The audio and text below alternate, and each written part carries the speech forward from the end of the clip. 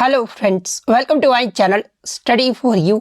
सो guys, जैसा कि आज जो आपका आरआरबी टेक्नीशियन का 29 दिसंबर के फर्स्ट शिफ्ट का एग्ज़ाम हो गया है दोस्तों, जिसका जो है मैं आपको बिल्कुल 100% एक्यूरेट आंसर के साथ जो है इस वीडियो में बताऊँगा।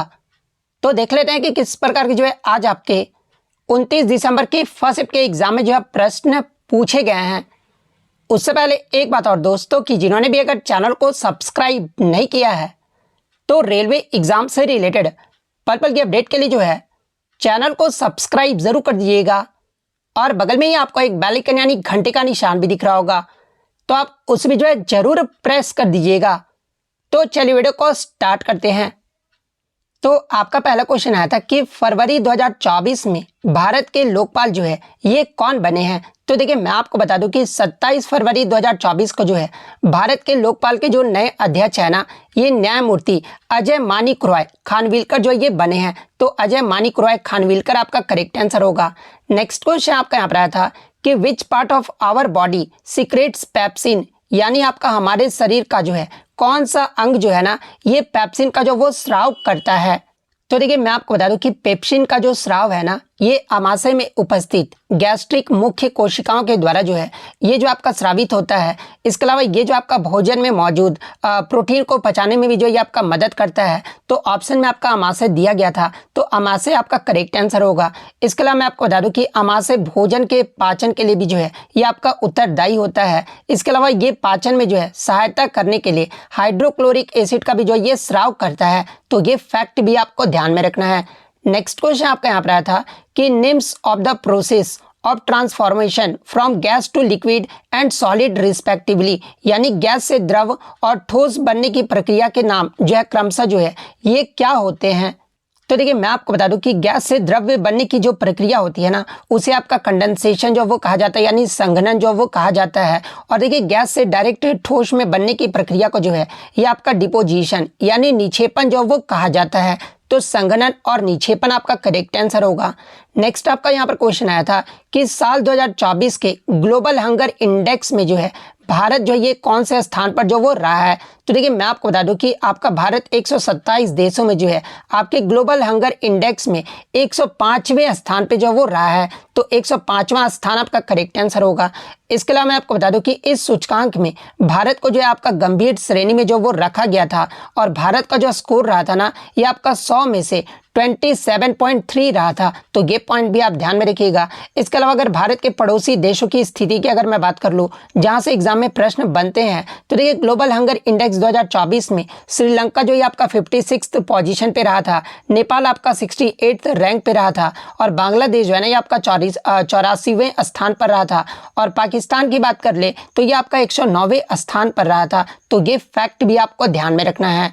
नेक्स्ट क्वेश्चन आपका यहाँ पर था कि इनमें से कौन सा कथन जो है आपका सही जो वो दिया गया है। जहां पे आपका पहला ऑप्शन दिया गया था कि डॉक्टर सर्वपल्ली राधाकृष्णन और सी राजगोपालचारी को जो है ये आपका प्रथम भारत रत्न जो वो दिया गया था, और सेकंड जो आपका ऑप्शन दिया गया था ना कि भारतीय क्रिकेट के इतिहास में जो है आपके केवल सचिन तेंदुलकर को ही जो है अब तक जो वो भारत रत्न जो वो मिला है। तो देखिए, मैं आपको बता दूं कि 1954 में जो है भारत रत्न की शुरुआत जो वो किया गया था, और जब आपका भारत रत्न की शुरुआत देने की शुरुआत किया गया था 1954 में, तो उस समय आपके 3 व्यक्ति को जो भारत रत्न जो वो प्रदान किया गया था। और वो 3 व्यक्ति कौन कौन से थे, तो एक तो आपके सी राजगोपालचारी थे, सेकंड आपके सर्वपल्ली राधाकृष्णन थे, और थर्ड आपके चंद्रशेखर वेंकट रमन थे। इन तीनों को जो है ये आपका पहला जो है भारत रत्न पुरस्कार से जो वो सम्मानित किया गया था। इसके अलावा अगर भारत रत्न की बात कर ले तो ये जो आपका भारत का जो है वो सर्वोच्च नागरिक सम्मान है, और ये जो सम्मान है ना ये किसी भी क्षेत्र में असाधारण और सर्वोच्च सेवा को मान्यता देने के लिए जो ये आपका दिया जाता है। इसके अलावा मैं आपको बता दूं कि भारत रत्न पाने वाले पहले प्रधानमंत्री के बारे में अगर पूछा जाए तो ये आपके पंडित जवाहरलाल नेहरू को जो वो दिया गया था। भारत रत्न पाने वाले पहले राष्ट्रपति जो है ये आपके डॉक्टर राजेंद्र प्रसाद थे। भारत रत्न पाने वाले पहली महिला के बारे में अगर पूछा जाए तो ये आपके इंदिरा गांधी थी। भारत रत्न पाने वाले पहले विदेशी जो थे ना ये आपके खान अब्दुल गफ्फार खान थे।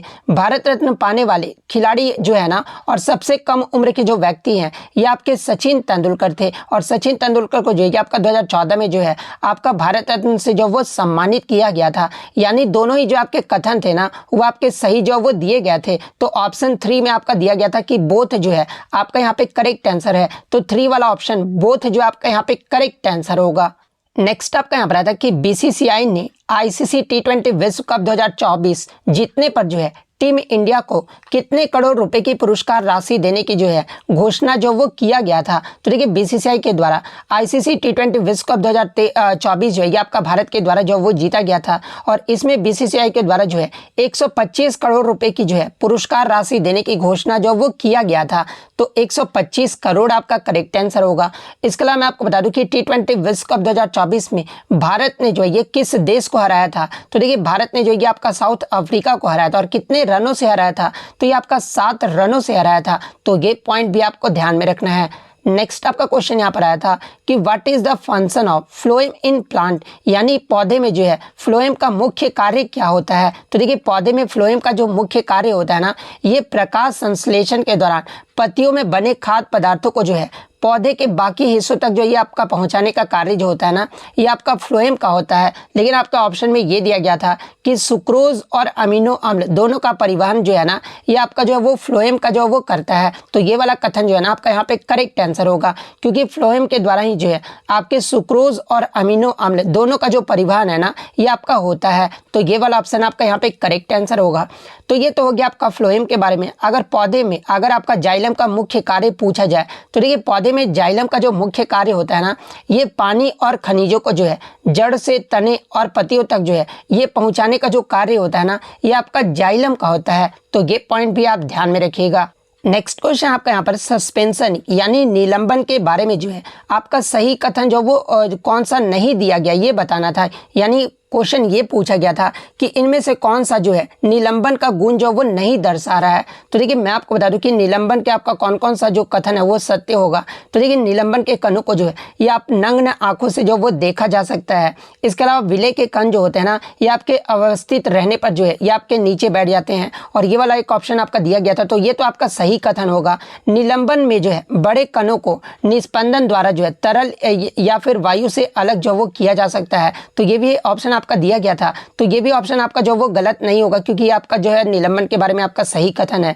इसके अलावा एक आपका जो है दिया गया था निलंबन एक विषमांगी मिश्रण है। तो ये भी जो आपका निलंबन के बारे में जो वो सही दिया गया है क्योंकि निलंबन जो होता है ना एक आपका जो विषमांगी मिश्रण होता है और एक कथन आपका दिया गया था कि निलंबन जो होता है ये आपका समांगी मिश्रण होता है यानी होमोजीनियस मिक्सचर होता है। तो ये वाला कथन आपका जो है वो गलत हो जाएगा क्योंकि निलंबन जो होता है ये आपका विषमांगी मिश्रण होता है यानी हेट्रोजीनियस मिक्सचर होता है ना कि आपका समांगी मिश्रण होता है। तो ये वाला ऑप्शन आपका यहाँ पे करेक्ट आंसर होगा।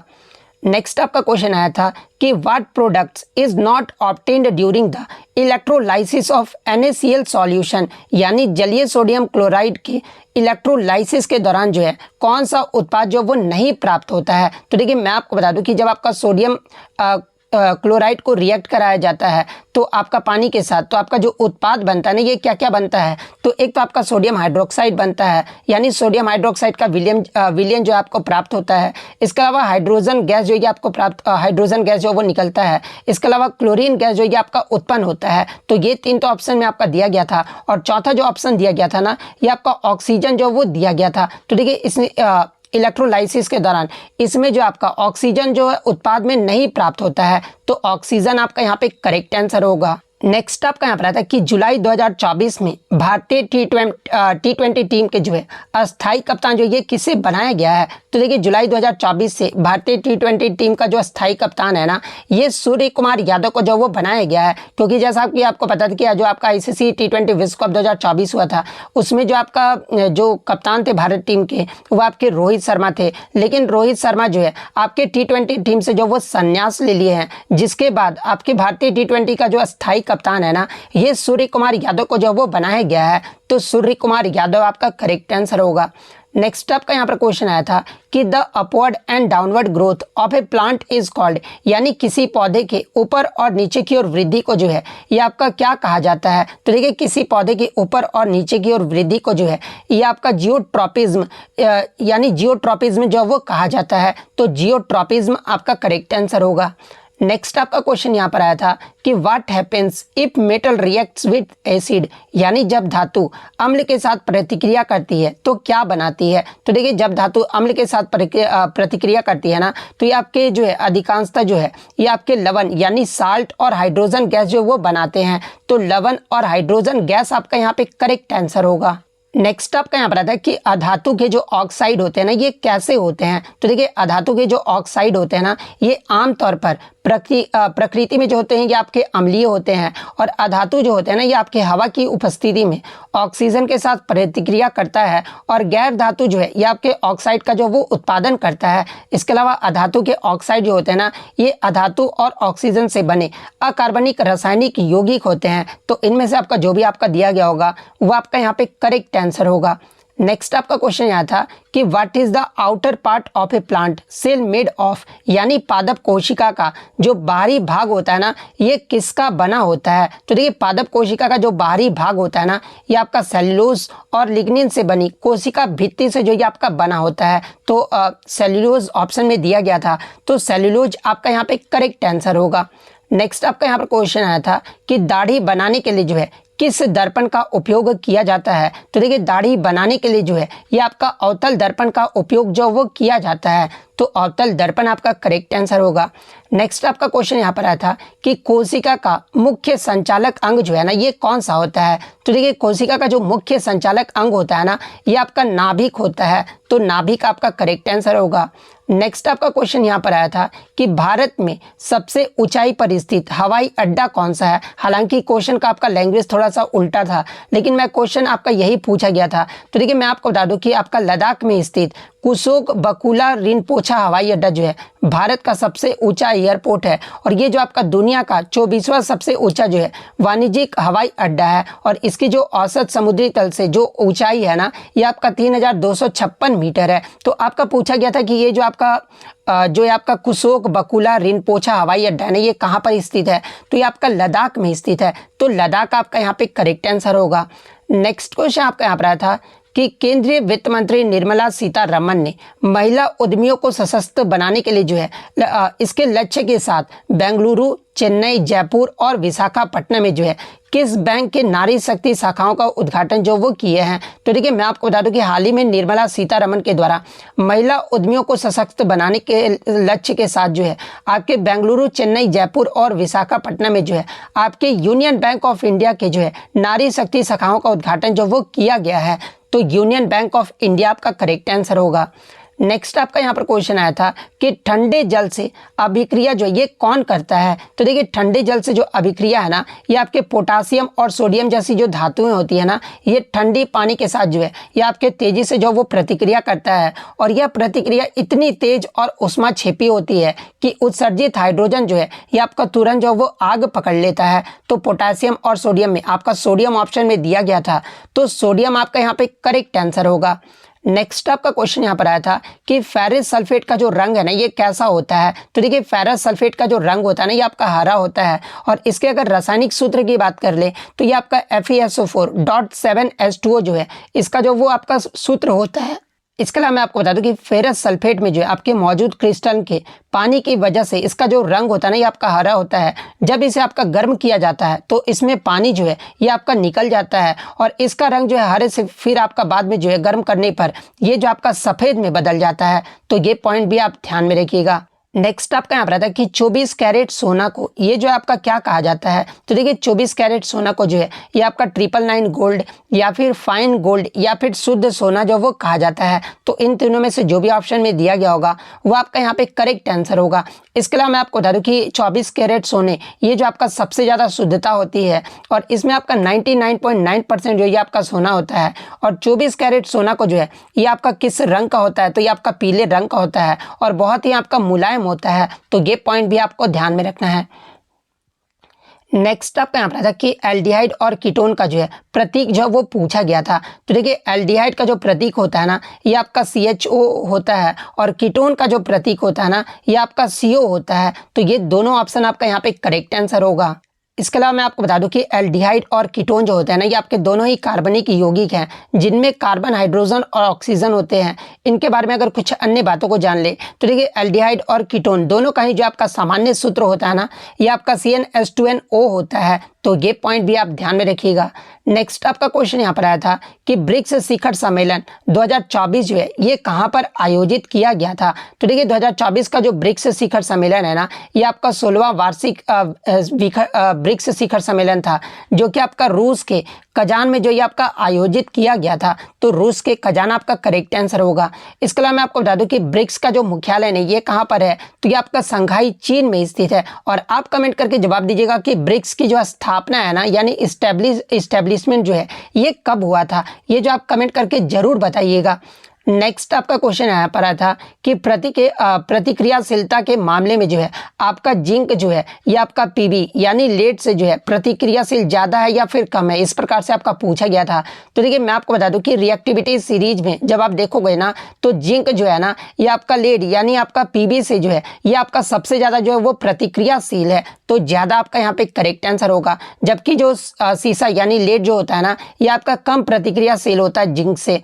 नेक्स्ट आपका क्वेश्चन यहाँ पर आया था कि इसरो के किस टीम को जो है राष्ट्रीय विज्ञान पुरस्कार में विज्ञान टीम पुरस्कार से जो वो सम्मानित किया गया है। तो देखिए मैं आपको बता दूं कि हाल ही में इसरो के चंद्रमा 3 टीम को जो है राष्ट्रीय विज्ञान पुरस्कारों में विज्ञान टीम पुरस्कार से जो ये आपका सम्मानित किया गया है। तो चंद्रयान 3 आपका करेक्ट आंसर होगा। इसके अलावा एग्जाम में यहाँ से एक प्रश्न पूछा जाता है कि विज्ञान एवं प्रौद्योगिकी के क्षेत्र में भारत सरकार द्वारा दिए जाने वाला सर्वोच्च पुरस्कार कौन सा है। तो ये आपका राष्ट्रीय विज्ञान पुरस्कार है। भारत सरकार द्वारा राष्ट्रीय विज्ञान पुरस्कार की शुरुआत कब किया गया था तो ये आपका 2023 में जो इसे स्थापित किया गया था। और जो पहला जो पुरस्कार की जो घोषणा है ना ये आपका 2024 में जो वो किया गया था। तो ये पॉइंट भी आप ध्यान में रखिएगा।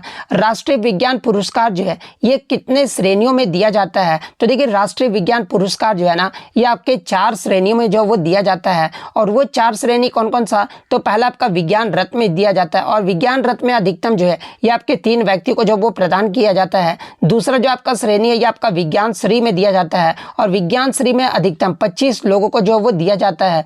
इसके अलावा तीसरा जो आपका श्रेणी है आपका विज्ञान युवा है और विज्ञान युवा में अधिकतम 25 लोगों को जो वो दिया जाता है। चौथा जो आपका विज्ञान टीम है जिसमें आपके अधिकतम 3 टीमों को जो है ये आपका जो है वो दिया जाता है। तो ये 4 श्रेणियों में जो है आपके राष्ट्रीय विज्ञान पुरस्कार जो वो दिए जाते हैं।